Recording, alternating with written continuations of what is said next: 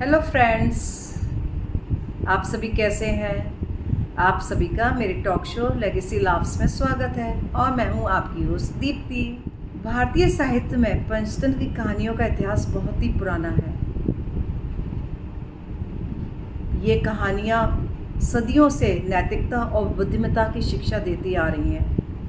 पंचतंत्र की कहानियाँ केवल बच्चों के लिए मनोरंजक ही नहीं बल्कि बड़े बड़ों के लिए भी प्रेरणादायक है। पंचतंत्र की कहानियों के माध्यम से हम जीवन के महत्वपूर्ण सिद्धांतों को समझ भी सकते हैं और उनसे बहुत कुछ सीख भी सकते हैं। आइए इन कहानियों की दुनिया में डूबकर हम नैतिकता और बुद्धिमत्ता की कहानियों का आनंद लें। आज की कहानी का शीर्षक है बंदर और लकड़ी का खूंटा। एक बार की बात है, एक शहर से कुछ ही दूरी पे एक मंदिर का निर्माण कार्य चल रहा था। उस मंदिर के निर्माण कार्य में लकड़ी का काम बहुत ज़्यादा था, तो लकड़ी को चीरने के लिए बहुत सारे मजदूर कार्य कर रहे थे। मंदिर के प्रांगण में लकड़ी के लट्ठे भी इधर उधर पड़े हुए थे। उन मजदूरों को भोजन के लिए शहर की तरफ आना पड़ता था दोपहर के समय में। तो जब भी वो दोपहर के समय में भोजन के लिए शहर आते थे तब वहाँ पर 1 घंटे के लिए कोई भी नहीं होता था।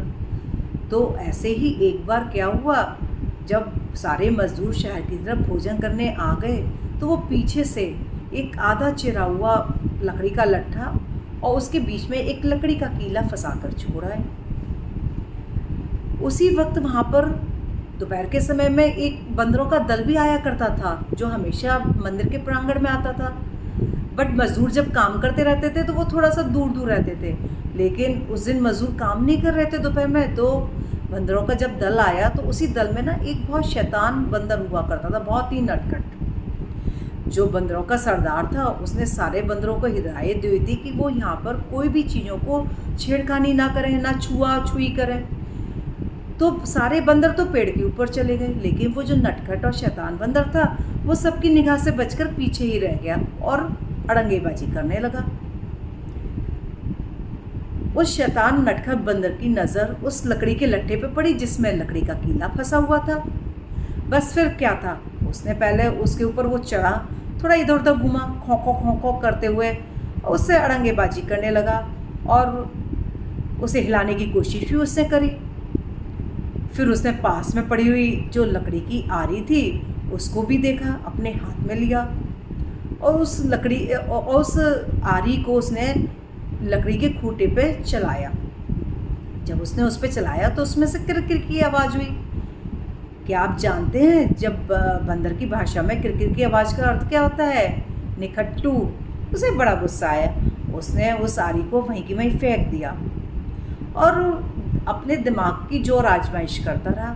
बहुत देर तक उसने सोचा और बड़ी देर तक वो उस लकड़ी के जो कील थी उसकी तरफ देखता रहा कि क्या किया जाए, कैसे इसे निकाला जाए। मतलब उसे निकालने में बड़ा मज़ा आ रहा था। तो उसने पहले तो थोड़ा सा उसे हिलाया पकड़ करके, बट वो तो हिली नहीं, क्योंकि जब लकड़ी के 2 पार्टों के बीच में आप किसी भी लकड़ी के कीले को फंसा दोगे तो वो बहुत मजबूती से फंसा हुआ होता है, आप उसे अलग नहीं कर सकते हो।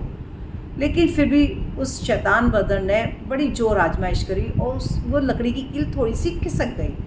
तो वो अपनी शक्ति पे बड़ा खुश हुआ कि अरे वाह, मैंने तो बड़ा अच्छा काम किया है। तो उस खुश होने के चक्कर में उसने खो खो खो खो करते हुए उसे फिर और कस के हिलाया।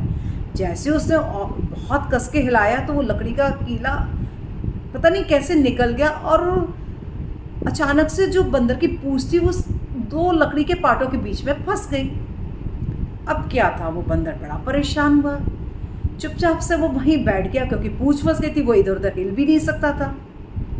अब दोपहर का भोजन करने के बाद जो मज़दूर लोग थे वो वापस आए, तो उस बंदर ने बड़े दूर से देख लिया कि लग रहा है मज़दूर वापस आ रहे हैं। अब वो थोड़ी देर तो उनका इंतज़ार करता रहा कि ठीक है चलो पास में आने दो। जैसे वो उसके बहुत करीब आ गए तो बस फिर क्या था, बंदर अपना बहुत तेज़ी से दौड़कर पेड़ की तरफ जाने को हुआ। जैसे वो पेड़ की तरफ जाने के लिए हुआ भागते हो तो उसकी पूंछ टूट गई और उसी में फंसी रह गई और बंदर रोते हुए पेड़ के ऊपर अपने साथी बंदरों के पास चला गया। अब मजदूर आए तो उन्होंने ये देखा कि लकड़ी के 2 पार्टों के बीच में बंदर की पूंछ फंसी हुई है और बंदर पेड़ पे बैठा हुआ है और रो रहा है। उन्हें बड़ा दुख हुआ। तो मॉरल ऑफ द स्टोरी कि आप वही काम करें जो आपके लिए बने हैं। जो काम आपके लिए नहीं बने उन पे जोर आजमाइश नहीं करें, नहीं तो आप परेशानी में पड़ सकते हैं। Thank you, bye bye.